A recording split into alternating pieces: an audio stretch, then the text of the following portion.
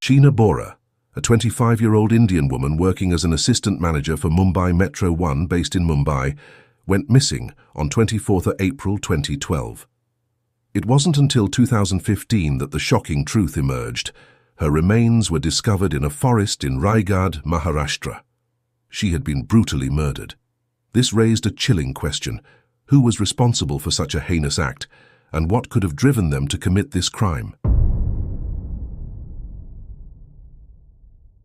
Sheena Bora was born in 1987 in Shillong, Meghalaya, India. Sheena was academically inclined and placed a strong emphasis on her education. She attended St. Xavier's College in Mumbai, a prestigious institution known for its rigorous academic programs. During her time there, she pursued a Bachelor of Arts degree from 2006 to 2009.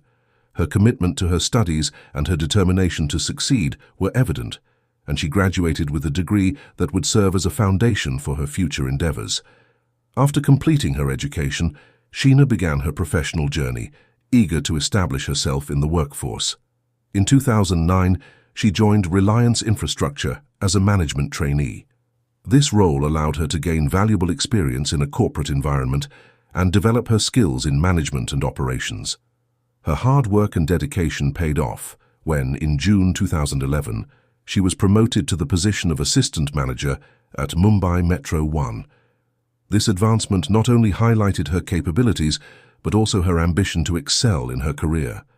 Her early years were shaped by complex family dynamics and significant trauma, which would later influence her identity and relationships. Growing up in a challenging environment, Sheena faced obstacles that many children might not encounter, molding her into a resilient individual. Sheena was born to Pori Bora, and to better understand this case, it is important to know about her mother. Pori is also known as Indrani, was born in 1972 in the small town of Sundarpur near Guwahati.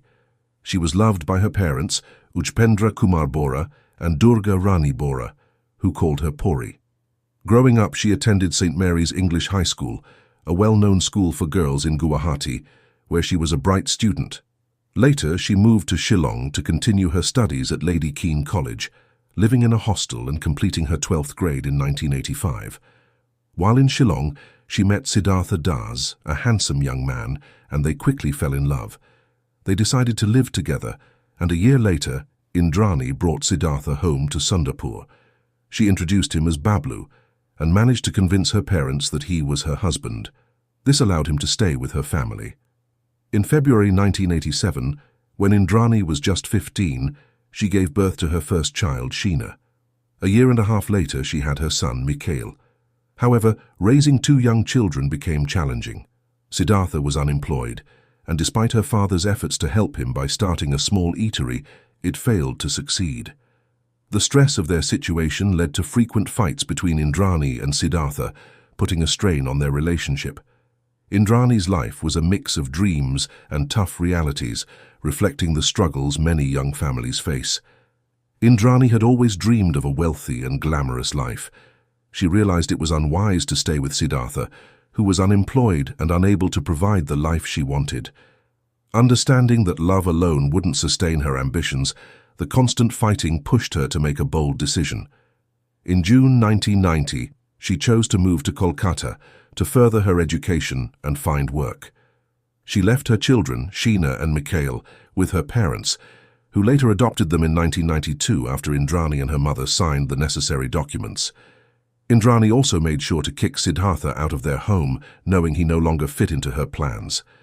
With the burden of two young children and an unhelpful partner lifted, Indrani began a new chapter in Kolkata.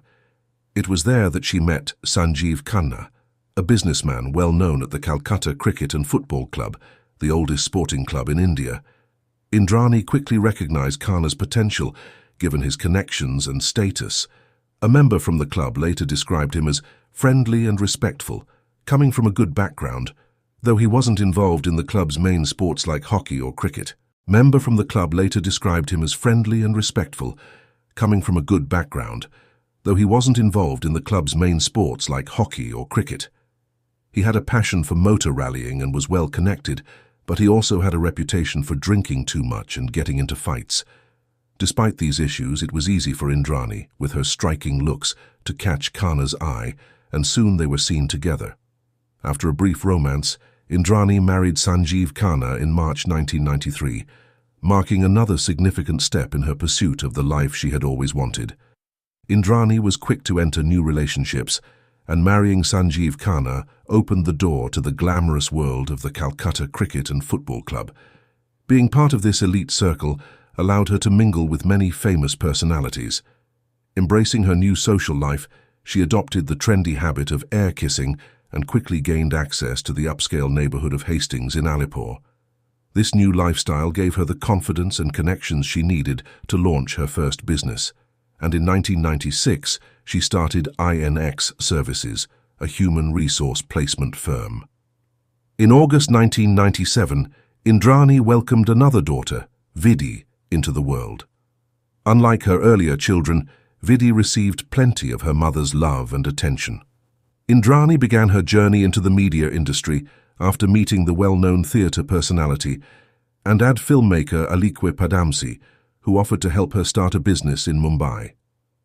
Taking this opportunity, Indrani moved to Mumbai, where Khanna's friend, Balwinder Dhami, provided logistical support in exchange for a share of the profits. Indrani started a branch of INX Services from Dhami's flat, but she left just a month later. A pivotal moment came when Indrani met media mogul Peter Mukherjee. She had gone to meet Alikwe and his friends at the Library Bar in the President Hotel, a popular spot in South Mumbai. When they arrived, the bar was full and they were asked to wait for a table. Peter, who was the CEO of Star India at the time, noticed Alikwe and offered to share his table. After being introduced to Peter, Alikwe asked him to assist Indrani with her business. What started as a simple introduction quickly turned into a budding attraction, leading Indrani to stay with Peter at the bar, while Alikwe and his friends moved on to another hotel. At this time, Peter was navigating his own challenges, going through a divorce from his wife, Shabnam Singh, with whom he had 2 children, Rabin and Rahul. Indrani too was experiencing significant changes in her life, setting the stage for a new chapter that would intertwine their destinies. At the time, Peter Mukherjee was also going through a divorce from his wife, which presented a golden opportunity for Indrani. Their relationship quickly blossomed, and Indrani moved into Peter's home in Worli, called the Marlow, in late 2001. She brought her daughter Vidhi from Kolkata to join her. After Peter finalized his divorce, they married in November 2002. By this time, she had divorced Sanjeev due to personal issues. Peter, who held British citizenship, helped Indrani secure her own citizenship in 2012. This chance meeting and subsequent marriage transformed Indrani's long-held dream of becoming a socialite into reality. Since childhood, she had yearned for a glamorous life among the elite of Mumbai, and as Mrs. Mukherjee, she finally had the opportunity to live that dream. However, the same ambition that drove her to marry Peter also led her down a dark path. Her relentless desire for success and status became intertwined with choices that would change her life forever. Her parents, Upendra and Durga Rani. Struggling to manage the educational expenses of both Sheena and Mikhail, the elderly couple felt a sense of desperation. It was a newspaper article that changed everything. Indrani's picture with Peter revealed a life of affluence and high society that they had long been unaware of. As Peter's wife, Indrani now wielded influence and resources that could secure a brighter future for her children. Reluctantly, they reached out to her, insisting that she assume financial responsibility for Sheena and Mikhail's education, as their own financial situation had become increasingly precarious. Indrani, burdened by guilt for abandoning her parents, felt compelled to comply, even as she harbored plans to keep her past hidden from her new life.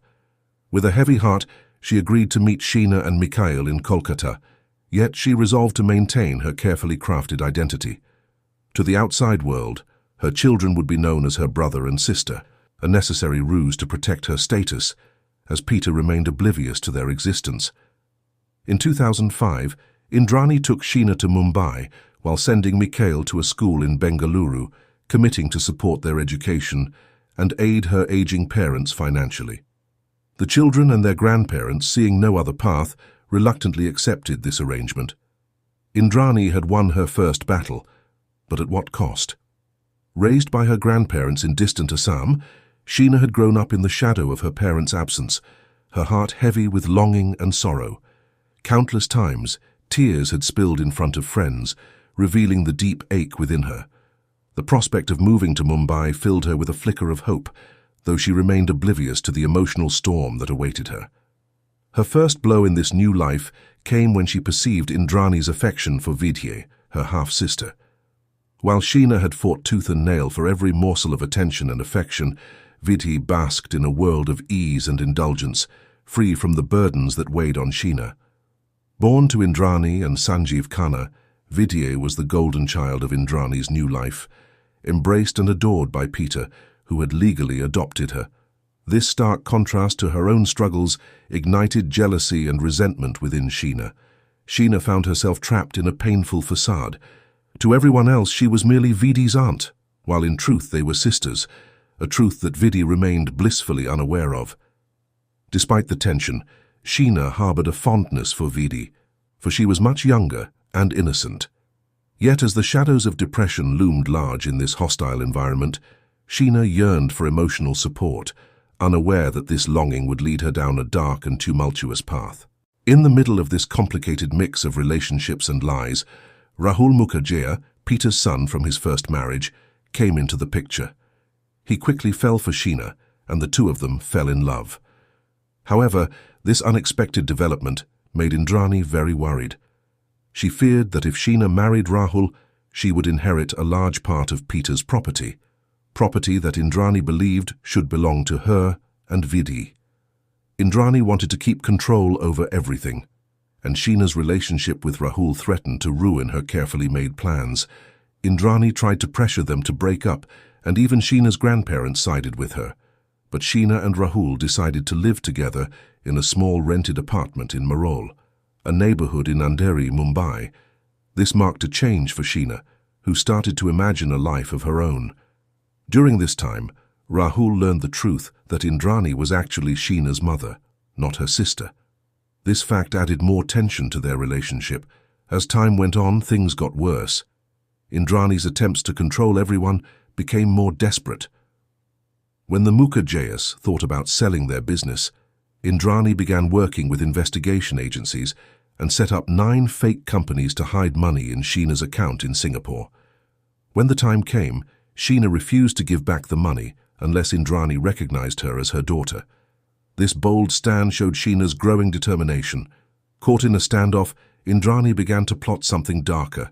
She looked for people she could trust to help her carry out her plans. Sanjeev Khanna had not remarried and often talked about wanting to see his daughter. Indrani had denied him that chance.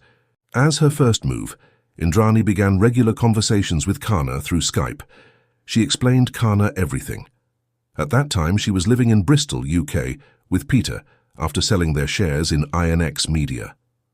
Indrani invited Khanna to Mumbai under the pretense of discussing sending Vidya to Kolkata for a few days. Next, Indrani focused on her driver, Shamvar Rai, whom she trusted. She knew it wouldn't be hard to convince him with money. Indrani had her personal secretary, Kajal Sharma, told her to create a Skype account in Rai's name and train him to use it. Kajal helped Rai set up his account on an official laptop. Once Rai learned how to use Skype, he began communicating with Indrani. Kajal said that she and another worker, Pradeep Wagmare, who cleaned the Mukherjee's apartment, would leave the office while Rai talked to Indrani on Skype. After a few days of chatting, Indrani gained Rai's trust and discussed her plan to kill Sheena, offering him 5 lakh rupees to get him on board. Kajal, unaware of Indrani's true intentions, continued to follow her orders as a loyal employee. Indrani and Peter often communicated with Kajal on Skype when they traveled to India, and she managed their schedules and bookings. With Khanna and Rai committed to her plan, Indrani arranged to return to Mumbai a day before the murder. She instructed Kajal to prepare the flat accordingly. Kajal later testified that Wagmar cleaned the apartment on April 22, 2012. Indrani didn't want anyone else there during the crime, so she told Kajal not to send Wagner to the flat from April 23rd to 25. Indrani's behavior didn't raise any suspicions for Kajal, who continued to do her job. On the morning of April 24th, Kajal met with Indrani at Marlow to update her on routine matters while she was in the UK. Indrani appeared calm and listened closely to Kajal's report. Once Kajal finished, Indrani asked her to join her at Hotel Hilltop, which was nearby. Being a media tycoon, Indrani was used to having her secretary with her, not realizing that Kajal's later testimony would be part of the murder case against her. At the hotel, Indrani asked Kajal to wait in the lobby while she went to the front desk. 10 minutes later, she returned and told Kajal she had booked a room in the name of a friend, Kana, who would be visiting. Kajal left the hotel, unaware that Indrani had just reserved the room for the person who would help her kill her daughter. Known for her cunning ways, Indrani's next step was to convince Sheena to be at the chosen location at the right time. It would have been difficult for Indrani to carry out her plan if Sheena kept her distance. The two had lost touch due to Sheena's relationship with Rahul, but Sheena unknowingly walked into Indrani's trap when she decided to pursue an MBA degree. Sheena needed money for her MBA and decided to approach Indrani for help. Throughout her life, Indrani was not the first person Sheena would turn to in times of trouble. Unlike other daughters, or even Vidhi, she had never felt comfortable sharing her worries and secrets with her mother. Her grandparents were also not able to assist her, as they were financially unstable and relied on the money Indrani sent them. Feeling helpless, Sheena reluctantly reached out to her mother. This presented a perfect opportunity for Indrani to reconnect with Sheena without raising any suspicions. In early 2012, Rahul testified that Sheena had resumed contact with Indrani and that they began talking again. Indrani's plan was coming together, and she started to act friendly towards Sheena. During a visit to Mumbai from the UK on April 4th, she spent 5 days at her apartment in Marlow. Her goal was to draw Sheena into a false sense of security, pretending to be a loving mother. This approach ensured that Sheena would let her guard down, making it easier for Indrani to carry out her plan. Indrani arranged to meet Sheena for drinks and dinner. Rahul dropped Sheena off at Taj Land's End, a 5-star hotel in Bandra. The dinner turned out to be delightful, much to Sheena's surprise.